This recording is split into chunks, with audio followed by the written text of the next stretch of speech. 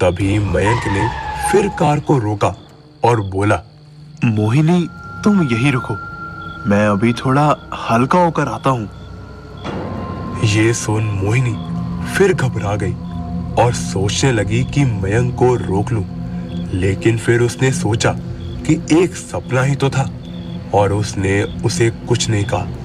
Mayank car से उतरा और 2 मिनट में वापस भी आ गया। अब मयंक ने फिर से कार स्टार्ट की और दोनों मस्त म्यूजिक सुनते हुए आगे बढ़ने लगे।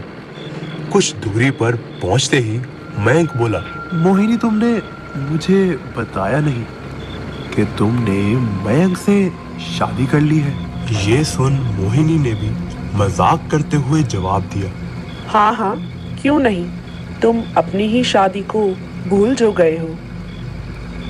तभी उसने मोहिनी को देखा और कहा, ओह, जैसे तुमने मुझे इस मयंक के बारे में नहीं बताया था, वैसे ही शायद इसे भी करण के बारे में नहीं बताया होगा। ये सुन मोहिनी जोर से चीखने लगी। क्या हुआ बेबी?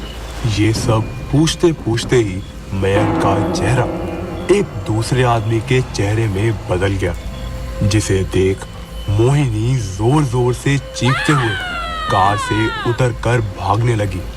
वो वापस पीछे की ओर भागने लगी।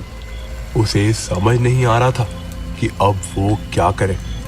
उसे अब अपना वो बीता समय याद आ रहा था, उसकी कुछ गलतियां जो आज चंडाल बनकर उसके आगे आ रही थी।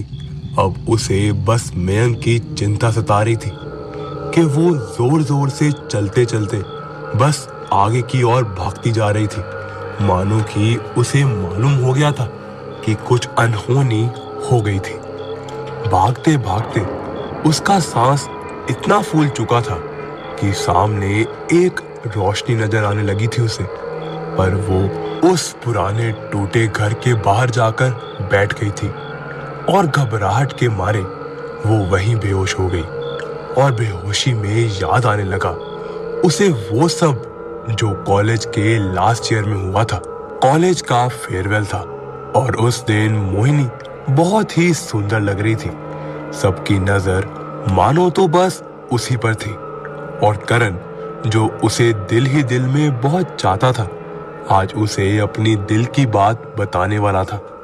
करण बहुत अमीर फैमिली से बिलोंग करता था। आजकल इंडिया में सब कर क्या रहे हैं? ग्रो कर रहे हैं। सारे ग्रो कर रहे हैं।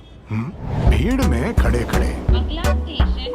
और मोहिनी भी उसके साथ इसलिए समय बिताती थी क्योंकि करण बहुत अमीर फैमिली से बिलोंग करता था। और मोहिनी भी उसके साथ इसलिए समय बिताती थी क्योंकि वो उसे अक्सर अच्छे तोहफे और अच्छा खाना खिलाने बाहर लेकर जाया करता था।